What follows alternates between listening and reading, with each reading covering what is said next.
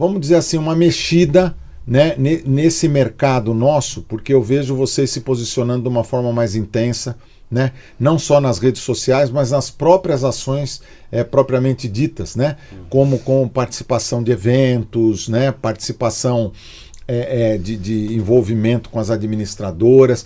Fala um pouquinho para a gente dessa sua chegada e o que você já conseguiu perceber de evolução nesse projeto, que é um projeto que, independente de nós falarmos qualquer coisa de dinheiro aqui, ele tem um resultado que é muito maior que tudo isso. Legal. Bom, Demilson, quando eu cheguei, né, eu e meu filho Gustavo, em junho de 2022, fizemos aí uma análise, né, de mercado para poder entender realmente que o mercado poderia nos receber de uma forma diferente, né? Então, queríamos nos posicionar de um jeito diferente no mercado. Foi quando então surgiu a ideia do selo Administradora Amiga do Meio Ambiente. Então nós chegamos, né, antes de implementar e colocar em prática, né, o selo, fiz uma pesquisa junto a alguns amigos e realmente todos aprovaram. Tanto que hoje, né, mais de 30 administradoras já estão certificadas, tem alguns processos para poderem receber esse selo. Certo. Mas o objetivo principal não é só o selo, é o engajamento. E nós sabemos, né, eu estou há 30 anos fazendo negócio com as administradoras, com os síndicos, sabemos que tudo, queira ou não, passa pela administradora, né? Muitas das vezes a assinatura final é do síndico, sim, é o síndico que assina o contrato, né? Mas ele pede um aval da administradora e a decisão é feita em conjunto. Então nós fizemos exatamente isso, uma aproximação do Instituto Muda com as administradoras de condomínios. Então o selo realmente caiu super bem, né? Tanto que um dos passos é visitar uma cooperativa.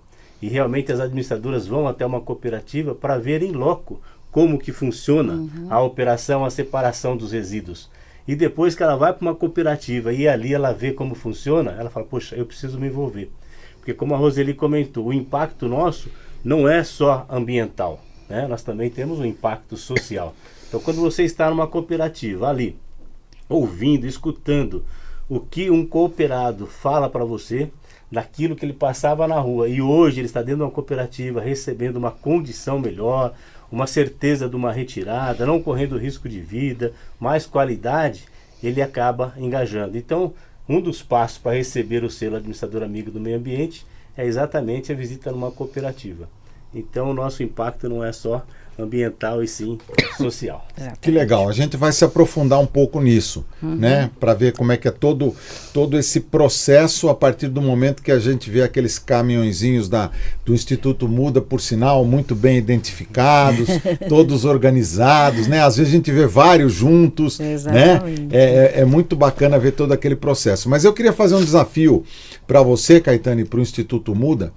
E aproveitando aqui o nosso podcast, que é um podcast que vem ganhando adesão, vem sendo cada vez mais respeitado aqui no meio condominial, que além da administradora amiga do meio ambiente, nós criássemos o selo Síndico Amigo do Meio Ambiente, né? E que essas mesmas exigências que vocês fazem para esse selo, né, fazer parte, né, das administradoras, e eu já tenho recebido várias administradoras aí, porque a gente trabalha com várias e já vem com o selo de vocês, e eu gostaria muito, como síndico profissional, né, de receber e ter esse selo para ser divulgado na minha página, nas minhas redes sociais e assim por diante. Então fica um desafio aí para você estudar lá com toda a equipe do Instituto Muda, viu, Roseli? E quem sabe vocês também criarem esse selo, né, para que a gente também possa se engajar nesse processo como um todo. Sim, me comprometo, vamos desenvolver esse selo, porque o síndico e a administradora, eles andam de mãos dadas. Sim, sim. Tá certo? Então, se a administradora, ela tem um selo, Administradora Amiga do Meio Ambiente, por que não o síndico profissional também ter um selo Síndico Amigo do Meio Ambiente? Então, obrigado aí pela sua indicação, né? Eu que agradeço. Vamos desenvolver esse selo. Tá ótimo. Me comprometo. Tá bom. Muito obrigado, Caetano. Bom, quem vem aqui nesse programa, né, eu falo isso em algum momento aqui, ele já está convidado para voltar. Então nós vamos fazer o seguinte, a hora que você tiver com esse projeto todo amadurecido, vocês vão retornar aqui para a gente fazer o lançamento oficial dele. Maravilha. Combinado? Combinado. Então tá bom. Roseli, vamos lá. Me ajuda aqui. Sim. Eu sei que o processo do lixo seletivo, ele começa dentro da unidade de cada morador. Exatamente. Né? Porque lá ele já faz a separação do que é lixo orgânico e lixo reciclável. Não é isso? Exatamente. Então, o cidadão, vamos chamar assim, ele tem uma parcela muito importante nesse processo. E eu sei que vocês fazem, inclusive, medições da qualidade do lixo seletivo, né? Se ele está muito contaminado ou não com o lixo orgânico e assim por diante. Então, vamos fazer um caminho agora, desde dentro da unidade de uma família, passando pela coleta dos caminhõezinhos de vocês. Daí, para mim, daí para lá é muita novidade. Eu quero saber o que acontece, para onde vai esse caminhãozinho, Vamos lá. O que ele faz, para onde vai o lixo, de que forma ele é manipulado, né? Qual é a finalidade final do lixo, então, né? Para a gente poder entender, né, o valor dessa cadeia. Ótimo, excelente. Então, é isso mesmo, Demilson. O cidadão, né, como vários outros dentro desse cenário, né, são vários atores dentro desse cenário. Né? Então, a pergunta provocativa é se o lixo tem solução, né? Então, desde que todos esses atores que estão dentro do cenário, então, consumidor final, as empresas, né, os condomínios, síndicos, é um problema da sociedade. Então, é muito importante que todos estejam envolvidos para que a gente tenha os resultados satisfatórios, né? Então, é muito importante conseguir engajar as pessoas dentro do condomínio. Eu acho que um dos passos importantes para o engajamento é apresentar os resultados. Um pouco isso que você falou, o que acontece depois, né? Então, as pessoas querem saber. Hoje, muitos condomínios, né, muitos síndicos falam, aqui as pessoas não separam ou não fazem, porque às vezes não sabem exatamente para onde vai. Então, todo o processo do Instituto Muda, ele é desenhado para a gente não ter esses vácuos e funcionar de maneira muito redondinha ali, né? Então, começa tudo com uma visita técnica, nós vamos até o condomínio, olhamos todas as áreas comuns, a gente vê de que maneira pode melhorar, aprimorar o armazenamento, toda a operação, né? Aí nós apresentamos um projeto, o condomínio aprovando, entregamos os containers, né? Você conhece o nosso container, Sim. Que são muito diferenciados e funcionais, Demilson. Por quê? Com o nosso container, já existe a possibilidade, né, de economia de sacos de lixo, já que dentro dele vai uma bag, e com isso ganho operacional também, então economia de sacos de lixo, ganho operacional, redução de insalubridade, porque não há manuseio por parte dos funcionários dos resíduos, que pode acarretar também em aumento de contaminações ou de acidentes. Problemas trabalhistas, né, de insalubridade. Insalubridade. Então, a ideia também é oferecer esses benefícios para o condomínio. Depois que é feita essa adequação do espaço, né, nós iniciamos o trabalho de educação ambiental, que é fundamental.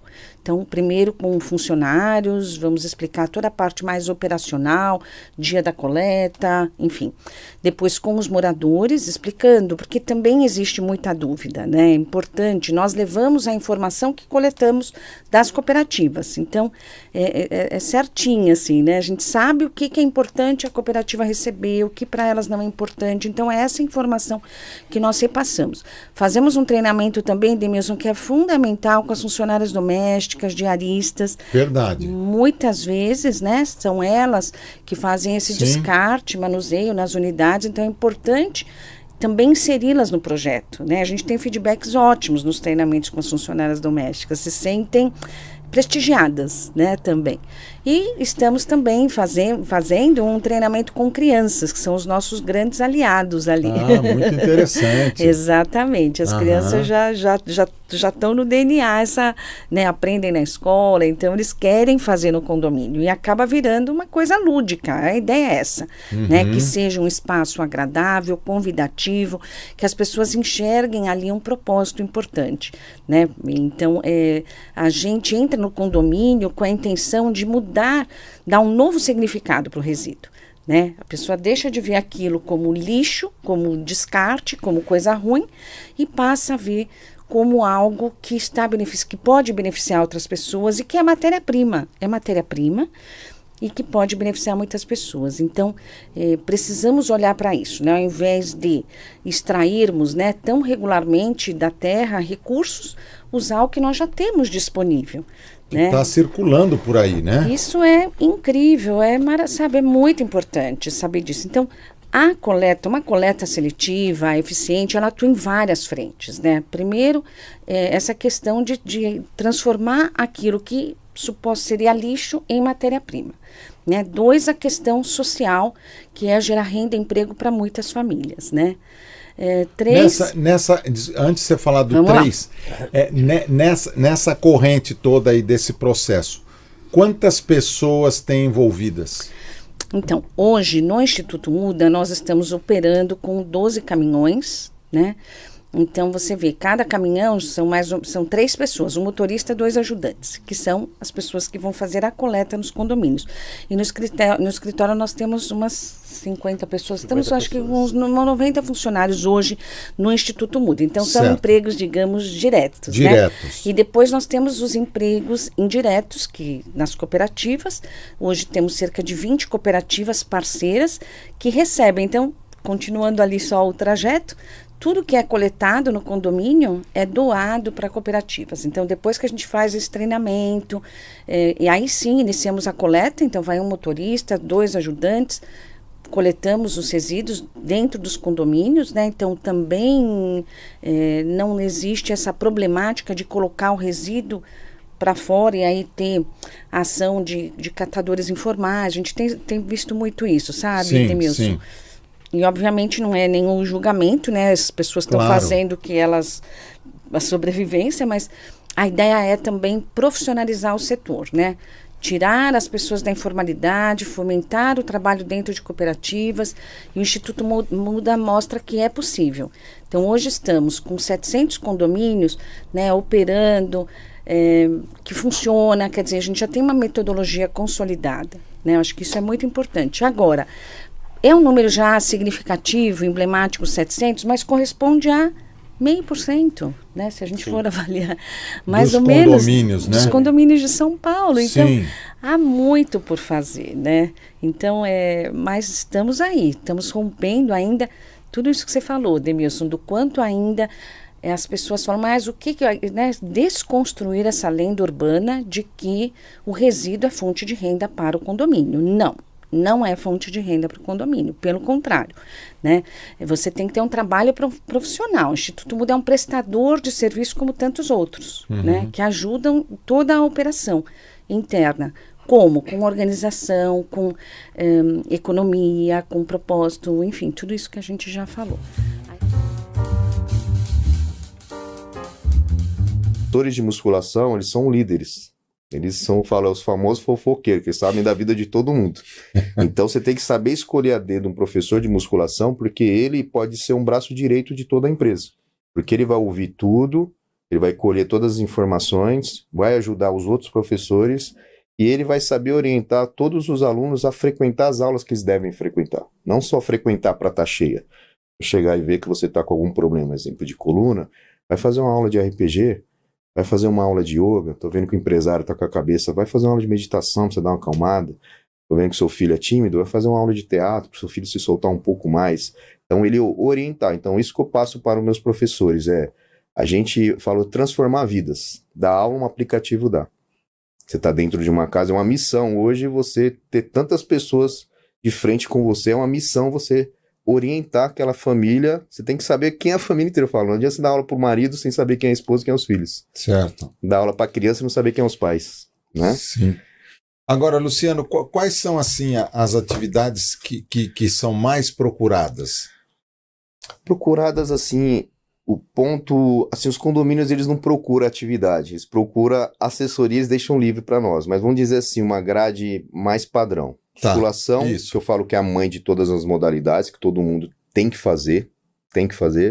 Aí vem funcional, vem a aula que está muito em alta hoje, a gente está trabalhando um pouco mais isso, a parte mais mental do que só a parte cardio. Então assim, a yoga, meditação, mobilidade articular e a aula de alinhamento postural é o carro-chefe, porque tá todo mundo com problema na coluna, tá todo mundo no automático na cabeça, cheia, né? Tá todo mundo com o corpo trabalhando um lado só do corpo devido ao celular. Essas 4 aulas acabam destravando vocês. Então são aulas fortes, que quem realmente já mudou o estilo de vida é uma aula cheia. Você pega aquele empresário mais bravo do condomínio, na hora que você vai ver, ele tá na yoga. Ele, não quero isso aqui, ele levantou a mão para não ter assessoria. Vai ver, ele já conseguiu colocar 6 aulas de yoga já no condomínio. Aí vem, tênis, é uma atividade muito forte dentro do condomínio. Beach tênis. Beach tênis agora crescendo, criou né? uma febre, né? Tá todo mundo derrubando qualquer cantinho no condomínio para fazer. Aula de dança, que é o fit dance, a zumba é muito forte para as mulheres hoje dentro do condomínio, tem que ter de qualquer jeito essa modalidade. Aí vem para as aulas de natação e hidroginástica. Aí vem as aulas para as crianças, que o pessoal pede muito. Balé e jazz, aula de judô, aula de futsal e aula de música. E a aula de teatro está muito forte. Pelo menos a gente conseguiu criar isso, né? Porque um dos meus sócios ele é ator, então ele leva isso, né, para os condomínios. E todas essas aulas depois, a gente ela tem um porquê de fazer essas aulas, porque sempre no final do ano a gente faz uma apresentação de tudo que eles aprenderam durante o ano. Então, um exemplo, esse final de semana a gente fez uma apresentação dentro do Teatro Eval Vilma, junto com a peça do Aladim, com os adultos. E nessa peça do Aladim entrou os alunos de música, então eles começaram a cantar com a apresentação, cantando. Depois entrou os alunos de teatro participando da peça. De condomínios diferentes, tudo inclusive? Condomínio diferente. Tá. E cada professor com a sua equipe. E aí entrou os meninos do jazz, o pessoal do jazz, entrou as meninas do balé, entrou as meninas da dança durante uma apresentação de 2 horas. Olha que bacana. Então os pais, assim, tipo, é um diferencial muito grande. Então pros pais, assim, um chororô, porque nem os pais sabem que as crianças faziam aquilo. Porque às vezes os pais nunca desceram pra ver uma criança atuando, nunca viu a filha dançando. Na hora que vê a menina fazendo a pirueta no alto, o cara com o marabá, com a menina no alto, falou, nossa, minha filha faz isso, faz isso. Isso que a gente faz, a gente não dá uma aula simples, a gente dá aula. Às vezes não é uma escola de dança de verdade, mas ela vai aprender a dançar com a Fox. Ele vai aprender a lutar um judô. Aqui tem umas fotos que o Ale conseguiu recuperar aí do teu material. Aqui é uma aula Essa é uma aula de jazz. De jazz. Isso. Tá. Ale, pode ir passando para nós aí. A sua equipe. Essa é uma das equipes. Isso aí foi um condomínio que a gente fez uma degustação de um dia. Aquilo que eu te falei. A gente faz ali um café da manhã e ali a gente põe os profissionais das modalidades específicas que o condomínio pediu. Porque assim, como você falou, quais condomínios em alta? Tem condomínio que fala, eu quero essas modalidades. E a gente faz a pesquisa para ver se todos os condôminos realmente, todos não, né? Porque cada um vai querer sua particularidade, né? Mas esses que eu te falei é mais ou menos assim o carro-chefe. Aí vem os complementos. Aula de circo, aula de ginástica artística, aula de artesanato adulto e infantil, aula de musicalização para bebê, brinquedista dentro da brinquedoteca passando atividade pedagógica, recreadores, aula de vôlei, aula de basquete, aula de futsal para os adultos. Aí vem aula de dança de salão, aula de pilates, aula de mat pilates, aula de alongamento. Então, a gente trabalha aula de defesa pessoal, aula de boxe, aula de muay thai, jiu-jitsu, capoeira, aí vai. É uma gama, né? É uma gama. Olha aí. Ó, a gente leva, sempre a gente trabalha com personagem, então assim, esse aí foi uma degustação também de outro condomínio, então a gente leva um saxofonista, a gente faz nosso café da manhã, as 2 pessoas que estão ali vestidas de cinza, eles fazem ali um café. A gente leva o personagem ali da Bela e o Homem-Aranha para fazer uma distração, a gente leva ali um pessoal de pipoca, então a gente te leva o que a gente realmente faz, né? Então já tá ali o evento, a pessoa tá falando, eu quero uma festa infantil, trabalhamos também com a festa, esse café da manhã aqui, fazemos esse café da manhã também na sua casa, na sua empresa e assim por diante. Tá. Agora, diplomas das crianças, ó. Sim, aqui tem mais, ó. Tá. Aí o pessoal, né, do treinamento. E são vários, porque são muitos profissionais, então assim, de cada condomínio que está passando aí particularmente, né? São vários condomínios. Sim, sim. Pode olhar que são pessoas diferentes. É verdade. Agora, como é que se estrutura a parte financeira? Não no aspecto, nesse momento, de valor, Mas eu digo assim, você vai montar um valor e a sua assessoria vai custar um valor total X.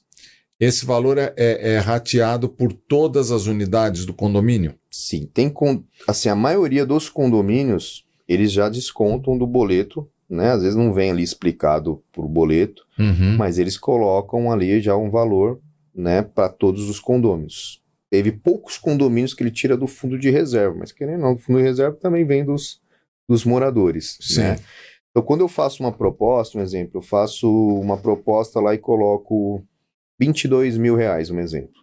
R$22.000 dividido por 250 condomínios, do lado você coloca, tá saindo R$63,40 por apartamento. Tá. Não por pessoa, por apartamento. Por apartamento. Então, se a pessoa mora 5 pessoas numa casa, tá saindo R$12, R$13 por filho, para fazer 20, 30 modalidades.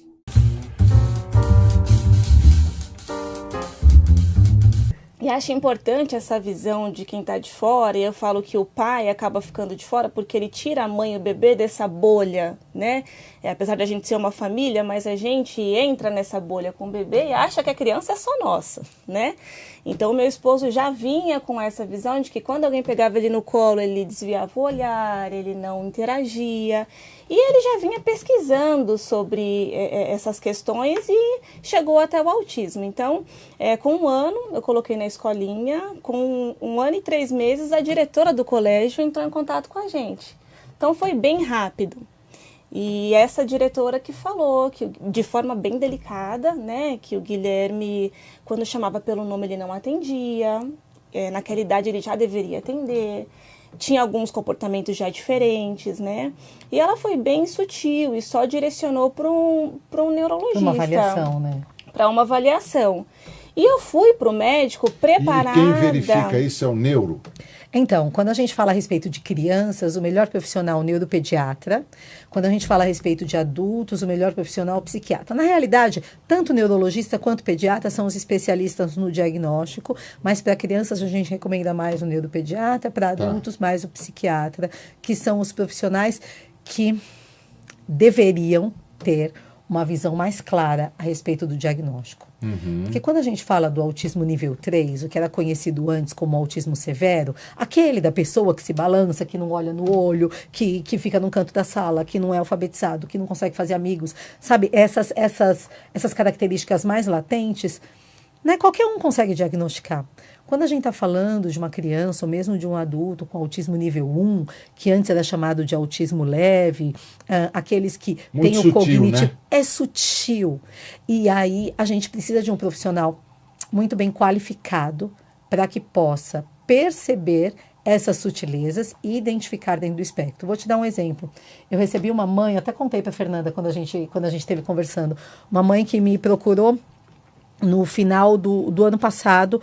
Ela tinha uma menina com 7 anos de idade, levou a menina para avaliação, capital de São Paulo, ok? A gente não está falando do interior do Brasil, nada.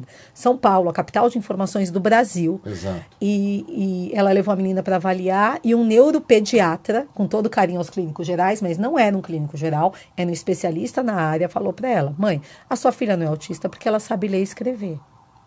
E não existe nenhum DSM do mundo, né, que é o manual diagnóstico, dizendo que uma pessoa autista não consegue ler e escrever. Então, a falta de conhecimento, até dos profissionais que deveriam conhecer, é muito grande. Quanto mais da sociedade em geral. E por isso que a gente enfrenta, né, Fernanda, no nosso dia a dia, muitas dificuldades, porque as pessoas não conhecem o autismo. E só para pensar, né, como a gente vai conseguir respeitar uma coisa que a gente não conhece? Por isso é tão importante você abrir o seu espaço. A Fernanda, quando está com os pacientes, falar a respeito do autismo. Onde eu estou, falar sobre autismo, para que a sociedade em geral possa entender um pouquinho mais. Você conheceu o Gabriel quando ele era pequenininho, né? Lembro dele muito. Hoje o Gabriel está grande. Quem conhece o Demilson de perto sabe que o Demilson não é pequeno. Nós somos pequenininhos, né, Fernanda? Mas o Demilson é grande. O Gabriel já está quase do seu tamanho. E muita coisa mudou. Nós vamos colocar depois um videozinho dele aí, tá? Legal. Mas o que você conhecia de autismo autismo antes era muito menor do que você conhece hoje. Com certeza. Talvez porque você teve a oportunidade de conhecer o Gabriel, depois teve a oportunidade de conhecer o Gui. Com né? certeza. Então, o conhecimento faz toda a diferença no nosso dia a dia. E a gente passa a amar essas pessoas, entendeu? Muito mais do que antes. Mas, Fernanda, então fecha a questão. Então, Aí... só para fechar, que eu não vou fechar, mas assim, só para você. Adorei. Esse primeiro profissional descartou o autismo, né? o primeiro descartou. E eu me apeguei a isso. Então eu levei ao médico. Era tudo que você precisava. Eu fui né? preparada para ouvir isso, de que não tinha nada, que eu não precisava me preocupar, então estava ok. E a dificuldade de fala veio cada vez mais evidente. A criança vai crescendo e a pediatra encaminhou para a fono. A fono era especialista em autismo. Graças a Deus. Eu não sabia. Então a fono na primeira consulta chamou, né, eu e meu esposo, e ela falou, olha, o Guilherme não olha nos olhos, é importante fazer uma avaliação. Eu falei, já fiz. Tá tudo não certo. Não é autismo. Ela, por favor, fale com a pediatra. Levamos até o pediatra e fizemos uma segunda avaliação. A segunda avaliação, o neuro descartou. Eu falei, são 2 médicos. Então agora acabou. Porém, a dificuldade continuava. Então ele continuou com essa fono e essa fono não é possível. Passe com o terceiro neuro. E ele foi crescendo, com 2 anos passamos com o terceiro neuro e ele também descartou. Porém, quando ele descartou, ele percebeu já a dificuldade de interação e falou que seria importante a gente iniciar a terapia mesmo sem diagnóstico. Então, nós iniciamos a terapia com 2 anos, sem diagnóstico. Quando meu filho fez 3 anos, eu encontrei um psiquiatra, especialista em autismo, e esse psiquiatra fechou o diagnóstico. Né? Desde então, com 3 anos, é que a gente iniciou o tratamento especializado mesmo no autismo. Então, uma história longa, Sim. difícil, a gente sabe que tem alguma coisa, a gente não quer que a criança tenha nenhuma dificuldade e a gente procura os especialistas, a gente não tem uma resposta, não é fácil, né, da gente diagnosticar, então é sofrido, né? Fechou o diagnóstico e aí você acha que está tudo bem? Não, porque na hora que o médico fala que você tem que fazer 40 horas de terapia na semana... Parece loucura para quem não conhece. 40 horas por semana. 40 horas de terapia. Meu pai, é muita Meu filho coisa. faz 36 hoje. Tá. Já está super adaptado. Mas e nesse primeiro contato, né? Então é um longo caminho, né? É um longo caminho. Tá. Antes de a gente falar do autista legal, autismo legal. Perdão, autismo tá, legal. Do autismo legal, eu queria que vocês duas se revezassem e me dissessem quais são as características do autista. Uau, isso é maravilhoso. A gente pode ficar até amanhã falando de características. Mas características muito clássicas a respeito do autismo.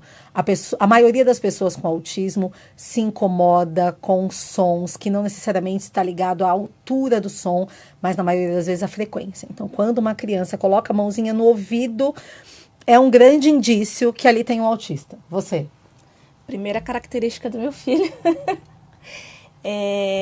Uma outra questão, eu consigo dizer só pelo meu filho, pela vivência, é a dificuldade de interação social. Então, isso é o que a gente vem trabalhando há muito tempo. Ele não brinca com as outras crianças, ele conversa somente com as pessoas que ele tem mesmo, que ele se sente mais à vontade. E ele não tem, ele está aprendendo a se socializar. Então, quando ele chega perto de uma criança, por exemplo, a gente chega perto da pessoa e fala oi, ele dá um abraço. Então, a gente está ensinando que quando ele chega perto da pessoa, ele pode falar oi, tudo bem? Ele está aprendendo isso, ele fica o dia inteiro, oi, tudo bem? Ele chega na parede e fala oi, tudo bem? Porque ele está aprendendo, né? E é super bonitinho, mas ele já tem 8 anos, entende? Uma criança pequena, já viram crianças brincando num parque, em festa de aniversário, né? Muitas vezes ela não sabe o nome de quem está brincando ali junto, mas criança busca criança. A pessoa com autismo, aquela criança com autismo, normalmente não busca outra criança. Eu me lembro muitas vezes de eu falar, não, o Gabriel se diverte sozinho, ele se basta. Ele não busca outra criança. E muitas vezes, quando a gente coloca junto, às vezes ele brinca no mesmo espaço, mas não brinca junto, não compartilha. Então, eu vou aproveitar essa questão da atenção da interação social e trazer uma outra coisa. O que a gente chama, né, terapeuticamente, de atenção compartilhada. Que é, por exemplo, você está andando numa rua e seu filhinho está vendo um cachorro e ele gosta de cachorro, ele olha para o cachorro e ele olha de volta para você, mesmo que ele não saiba muitas vezes falar, mas ele olha para você com aquela cara de, olha que legal, você está vendo esse cachorro? Ou quando ele está brincando e aí ele pega o brinquedo e ele traz em cima de você, mesmo que você muitas vezes rejeite, mas ele te traz, isso é chamado de atenção compartilhada entre o objeto, a criança e o cuidador. Isso é super natural e muito simples de ser feito para crianças sem autismo. A pessoa com autismo tem dificuldade nisso. Tá. Atrás na fala. Atrás na fala. Então, meu filho falou... A gente pode ficar até amanhã falando caractere. A primeira palavra. Daqui a pouco... 1 ano e 8 meses ele falou 5. Eu falei, é o Einstein, né? O menino falou 5. Então, gente, é complicado. Ele falou mamãe com... de 2 anos e 8 meses para 3 anos. E era uma fala muito enrolada. Então, hoje ele vem desenvolvendo muito. Então, ele já conhece todos os objetos, mas precisa só aprender a organizar as palavras para poder formar uma frase. Então, atraso de fala é o que chama muito atenção. A maioria de nós procura um profissional para avaliação por conta do atraso de fala. Porque é o restante das coisas... É meio que uma porta de entrada, assim, para... É onde a gente percebe a maior diferença entre os nossos filhos e outras crianças, é quando a gente tem atraso de fala. Mas, só para complicar a história, nem sempre no autismo existe atraso de fala. Às vezes a criança fala muito bem, mas ela fala de uma forma diferente da maioria. Às vezes ela conversa com você, muito boa noite, senhor Demilson, eu estou muito feliz de estar aqui nesse ambiente. Então fala de uma forma mais robotizada, ou às vezes parece que a criança está lendo um roteiro, ela tem uma fala muito como um livro, muitas vezes eles falam de forma bagunçada. O Gabriel, com 3 anos, não falava nem 10 palavras que alguém conseguisse entender. Gente. Mas sempre tem alguém na família que fala que o tio falou super tarde, que o fulano falou não sei o quê. E muitas vezes a gente ouve do próprio pediatra, cada criança tem completa. O seu tempo. Todas nós já ouvimos isso, cada criança tem seu tempo. É verdade, crianças aprendem em momentos diferentes, mas existe um padrão, o que é esperado. Que com aquela determinada idade, aquela criança tem que ter adquirido essas habilidades. E se não adquiriu, precisa ser investigado. Você sabia que na carteirinha de vacinação tem de todo mundo? Toda criança tem uma carteirinha de vacinação. Às vezes a gente nem sabe. Eu não sabia que tinha na carteirinha do meu filho isso. Tá. No meio da carteirinha tem uma tabela com a idade, com os meses que a criança tem e o que é esperado para aquela criança saber fazer. Que interessante. Né? E muitas vezes a gente não sabe, não repara. Né? Então, se você percebe que tem alguma coisa diferente, seu filho gosta sempre de brincar do mesmo jeito, sempre ele brinca do mesmo jeito, ele alinha as coisas, organiza, aquela criança super organizada, aquela criança que se você tenta brincar com ela, fica muito nervosa e ela não quer que você brinque com ela. Você pode até ficar perto, mas não mexe nas coisas dela. Aquela criança que tem uma facilidade ou tem uma habilidade meio diferenciada para alguma coisa e a gente como mãe fica super orgulhosa, né? Fala, mas ele é super esperto para essas coisas.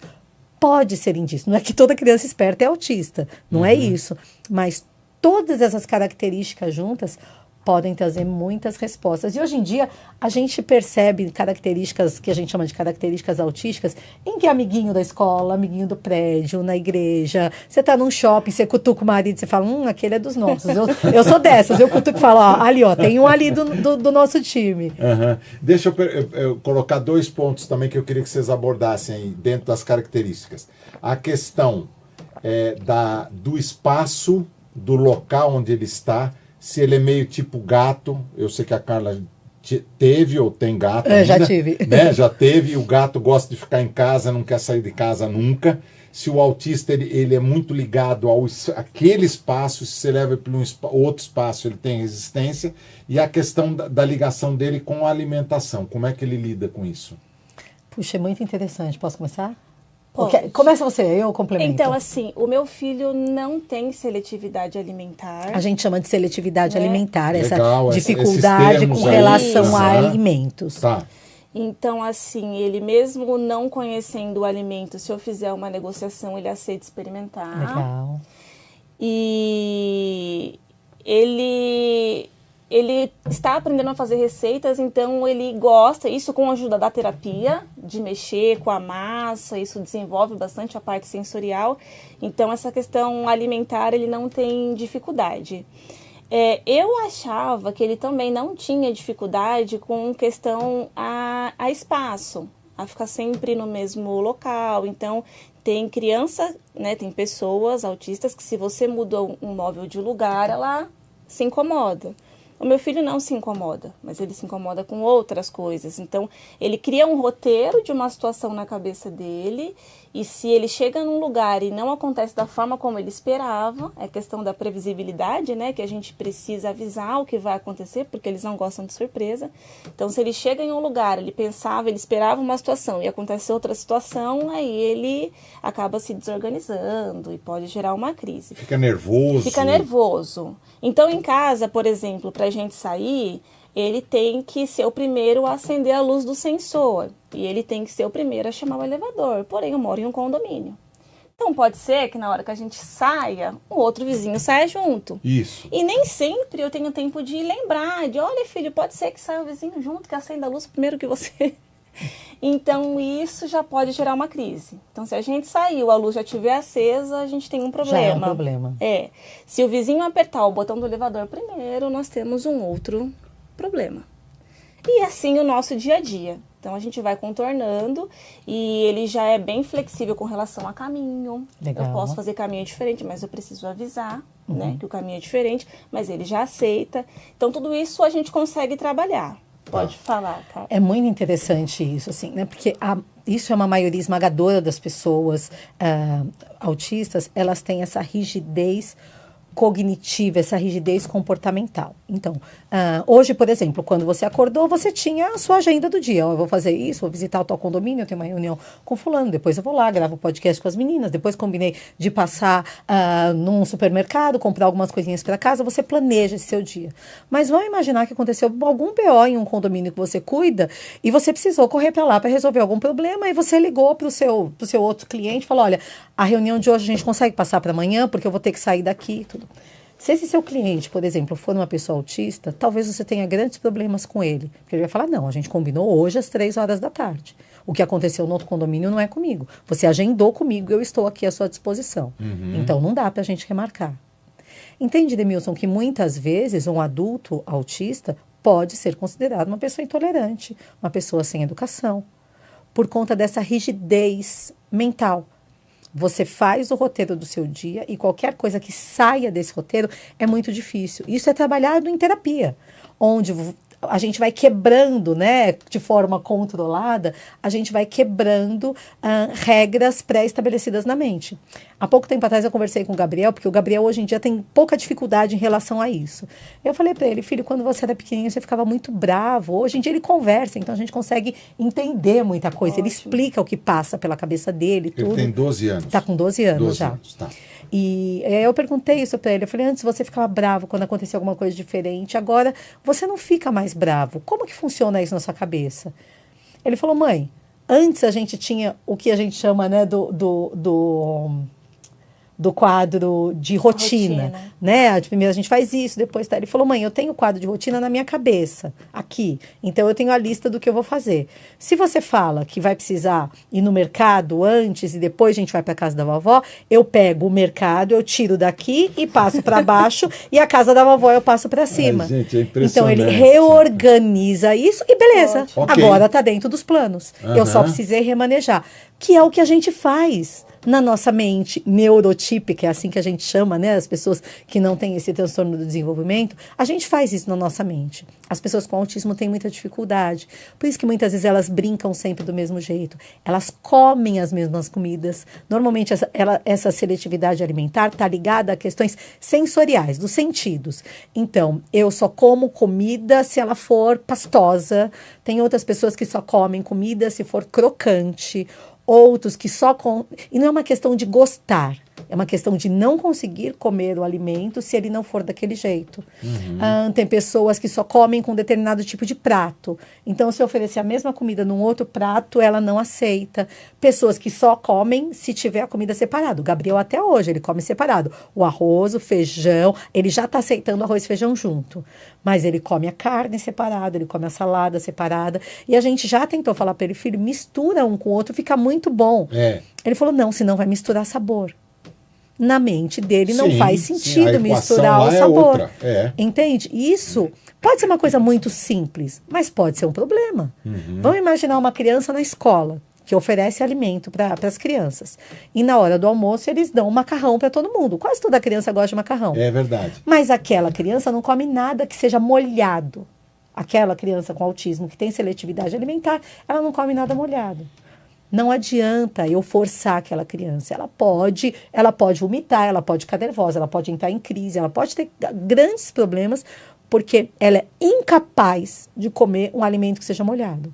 Como que a gente faz então? Porque ela não tem direito a comer igual todo mundo? Sim. A escola vai precisar oferecer para ela, por exemplo, um macarrão alho e óleo. Que não é melequento. Exato. E não é com molho igual aos outros. É isso que a gente precisa levar para o mundo, para a sociedade. Quais são os direitos da pessoa autista? É o direito de exercer, né, todos os seus direitos e liberdades fundamentais em igualdade de condições com as demais pessoas. Sensacional isso. Não fui eu que inventei isso, está na lei. A lei fala isso. Ok, mas precisa praticar, cara. Exato, a gente tem que desenhar, a gente precisa dar exemplo, a gente precisa brigar, porque muitas vezes não adianta só você explicar, né? Porque a gente muitas vezes explica, a gente precisa brigar, a gente precisa ameaçar. Tá bom, então é a última vez que eu converso, próxima vez a gente vai numa delegacia, eu vou registrar um boletim de ocorrência. Claro, é o direito dele, né? Infelizmente, muitas vezes a gente acaba desse jeito. Sim.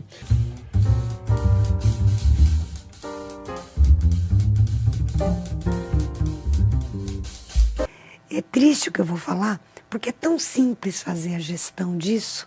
Basta uma inspeção visual que você vai identificar que aquela coitadinha daquela árvore está fazendo um pedido de socorro.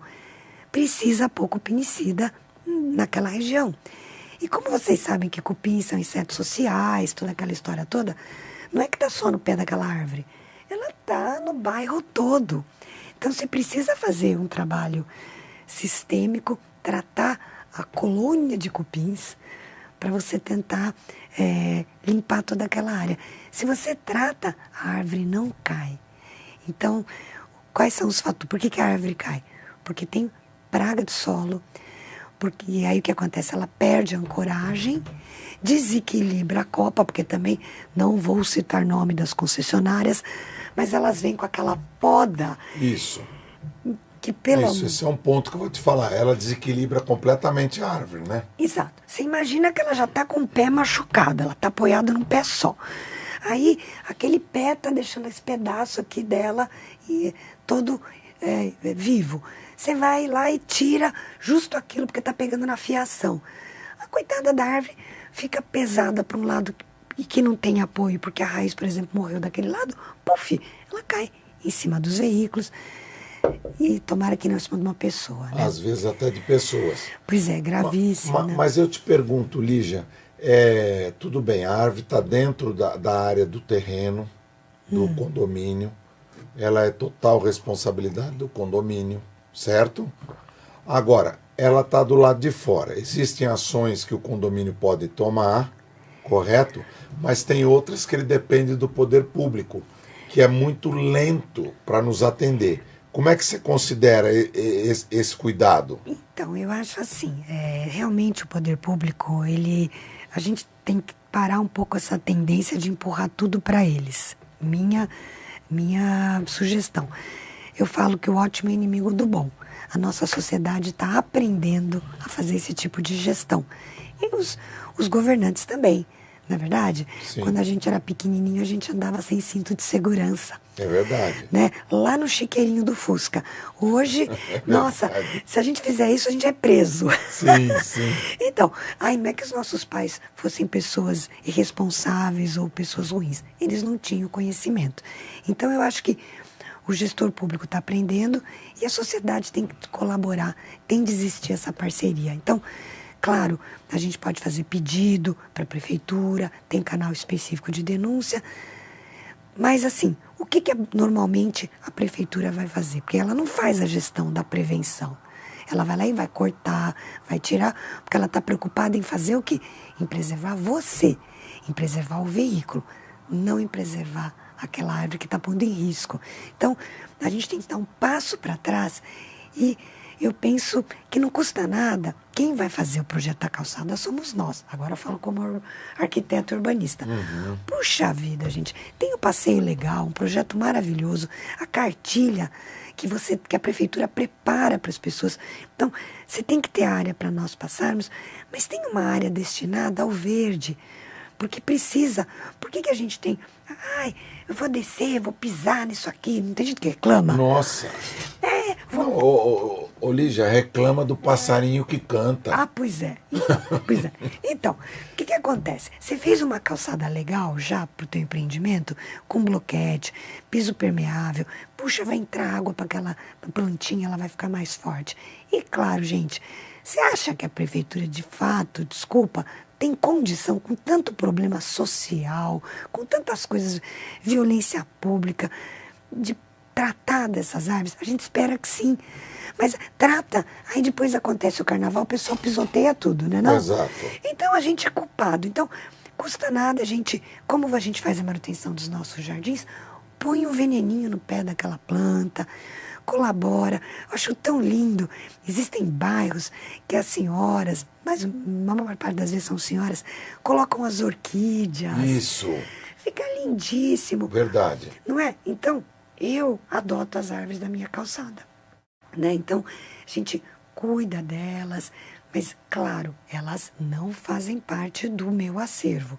Eu não posso podar, eu não vou poder suprimir um espécime, eu vou tentar cuidar. Se começar a dar ruim e eu precisar fazer uma poda, claro que eu tenho que entrar com pedido de poda, mesmo dentro do meu condomínio. Sim. Até 20%, que é você pode fazer 20% de poda da massa verde, né? Galho seco, morto, você tem que tirar. Isso é uma limpeza. Agora, da massa verde, até 20%, você pode fazer sem nenhum tipo de problema. Mas podas radicais, podas de condução, as pessoas esquecem. Olha só, existem algumas espécies que é difícil, né? O morador, né? Como se diz, quando você vai comprar um empreendimento, você quer tudo pronto, você quer com a floresta, né? Isso, você quer já isso. a palmeira de Miami, tudo alto, grande. Né? Aí começam aqueles absurdos que, coitado do paisagista, tem que plantar 30 coisas um do lado do outro. Você já viu o elefante quando nasce? É pequeno, né? Sim. Só que vai virar um elefante. Vai. Então, o que acontece? Quando a gente recebe, às vezes, um canteiro, um projeto paisagístico do empreendimento novo, às vezes você tem que remover alguns indivíduos para deixar, né? Que os outros claro, se estabeleçam. Você já viajou de econômica, apertadinho, com o pessoal meio grande do seu lado? Não dá, né? Você quer conforto. A planta também. Então, a gente acaba tendo que suprimir algumas para que as outras fiquem fortes. No mesmo sentido, plantou a plantinha lá, a árvore. Você tem que fazer poda de condução, porque às vezes você tem uma forquilha. Como é que... Se você ficar muito pesado, aquilo quebra conforme a espécie. Tem uma árvore que a gente chama de farinheira, muito comum em empreendimentos, que cresce muito rápido. E ela é ruim, ela tem raiz muito vigorosa, levanta a calçada, não é para paisagismo urbano, de jeito nenhum. É uma árvore que tem que ser para solo franco, fazenda, coisa assim. Mas como ela cresce de crescimento rápido, às vezes a gente, principalmente condomínio de casas, condomínio horizontal... Eles se interessam em colocar. Ela é barata, vai depressa, só que tudo bem. Se você fizer a poda correta, ela fica bonitinha. Se você não deixar, aquilo vai ficar um estranho. E acho que todo mundo ouviu falar dos bonsais, né? Sim. Que você vai fazendo uma poda e você consegue conduzir, inclusive, para que aquela planta não tenha raízes tão grandes. Lembra que eu comentei que para cada galho, cada folhinho, eu tenho uma raiz. Exato. Se eu reduzo o volume da copa e vou deixando aquela árvore mais compacta, eu também vou ter uma raiz mais compacta, menos agressiva para o passeio público, e para o leito carroçável também, né? Então, assim, acho que nós, como gestores das microcélulas da sociedade, microcosmo, que é o condomínio, Exato. a gente tem o papel de cuidar de dentro, e se a gente estender para a calçada, vai ser demais. E realmente, se de repente uma rua inteira adota um canteiro central, uma praça, por que não somar? Por que não a gente também... Tem muitos lugares que as pessoas adotam, né? Você deve ter condomínio que adotam, claro. Agora, Lígia, eu te pergunto o seguinte, por mais que a gente trabalhe esse assunto do meio ambiente, da natureza, né? Da parte da vegetação, etc., nós não temos essa cultura, infelizmente, no nosso país, né? E quando isso envolve recursos, eventualmente você não encontra uma barreira para você manter todo o seu jardim bonito, toda o entorno caprichado. Fala um pouquinho dessa questão. É interessante isso, porque as pessoas, a gente vai agora no shopping, né? Tá toda aquela decoração de Natal maravilhosa, que são plantas anuais, de estufa, que vão ficar só esse período agora de 30 dias, depois morre e joga fora. E tá tudo certo. Ela tem essa função. Dentro dos condomínios, nós queremos que nós tenhamos algo perene. Exato. Então, eventualmente, você pode fazer um arranjo de primavera, então você tem um canteiro que você vai trocando, ou as hortinhas. Então, isso envolve controle de pragas, podas adequadas, correção de solo, colocação de nutrientes e, eventualmente, substituição de espécimes. Porque, às vezes, por exemplo, você começa a colocar uma cerca viva. O negócio vai ficando de um tamanho que daqui a pouco o porteiro não está enxergando atrás da guarita. Exato. Então, aí fica aquele troço espigado, porque a espécime ela tem essa característica, você tem que trocar. Aí vem aquela velha história, tá gastando. Envolve investimento. Eu acho que tem de ter linha orçamentária para cuidar disso. E vou falar uma coisa interessante.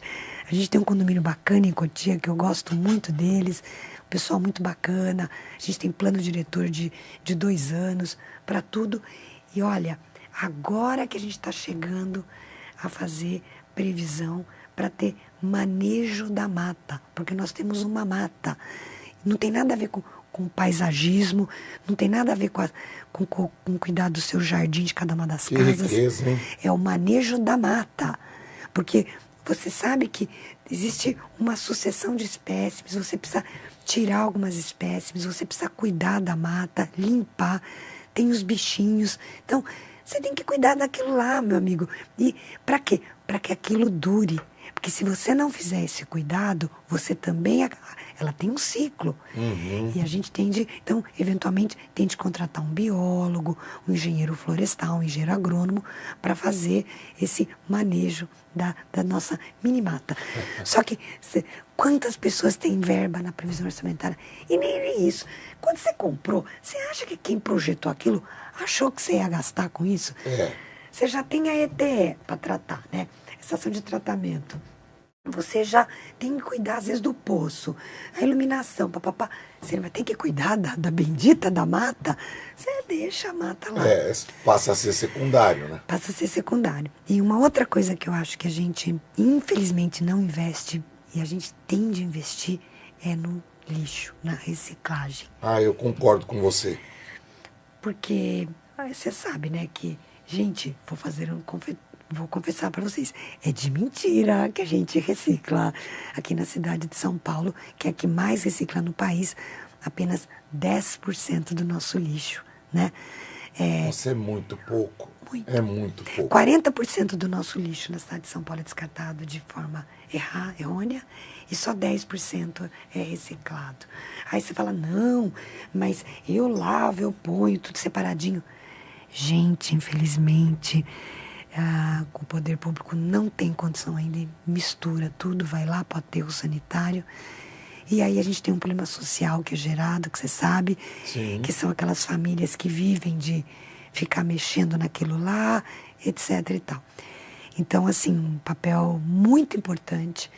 É importante que a gente tome consciência disso e que a gente contrate e pague para fazer esse serviço. Eu faço isso. Eu concordo com você, até porque existem poucas empresas, mas existem empresas muito sérias, responsáveis, e que aquele papel social, né, que é necessário nessa cadeia da recuperação do lixo reciclável, essas empresas cuidam disso. Né? E tem milhares de pessoas que dependem. Sim, sim. Mas o ponto que eu vejo é que é tão confuso isso, porque recentemente tem duas grandes empresas, uma delas é a Muda, acho que eu posso falar, Instituto sim. Muda, né, que eu gosto muito. Já esteve conosco aqui. Então, Roseli, Roseli, exatamente. Pessoal bacana, biólogos aí, enfim, com eles que a gente aprende muito. Então, eles educam, porque a gente não sabe reciclar, depois você não sabe como embalar. Então, eles têm todo esse cuidado, facilitam para ficar prático, porque tem muita gente que a coisa complicou, ninguém faz. Só que depois, quando inunda a cidade, fica um calor que ninguém aguenta, a culpa é de quem? É nossa. É nossa, a gente não entendeu. Não temos como fugir disso. Não tem como fugir. E são esses pequenos gestos, e depende de cada um. No final não é, eu falo assim, o acidente da Braskem, todo mundo falando, e um monte de militância. Gente, não é só a Braskem, somos nós. A culpa desses grandes acidentes é toda nossa, porque a gente contribui de diversas maneiras, direta e indiretamente, por não termos essa educação, essa consciência. E acho que a gente está chegando lá, né? Na verdade, estamos amadurecendo. Sim. Antigamente, na verdade, misturava tudo. Hoje, as pessoas fazem compostagem, aquilo.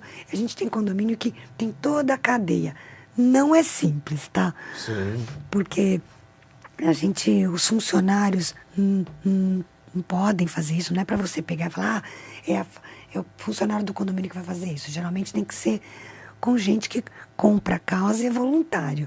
Não adianta você fazer voluntariado com o esforço do próximo, né? Sim.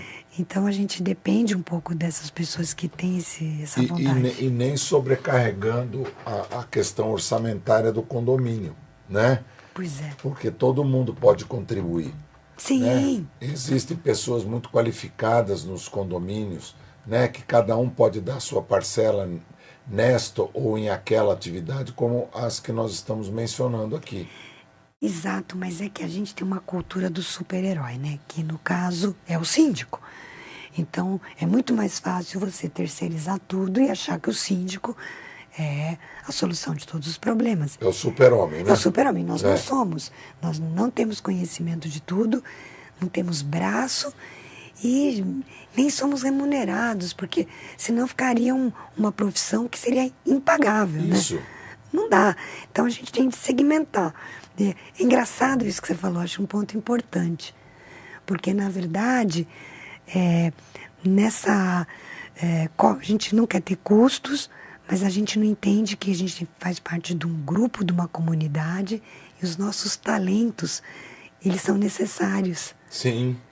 E a somatória deles traz uma condição de vida social, cultural, seja lá o que for, muito melhor para todos.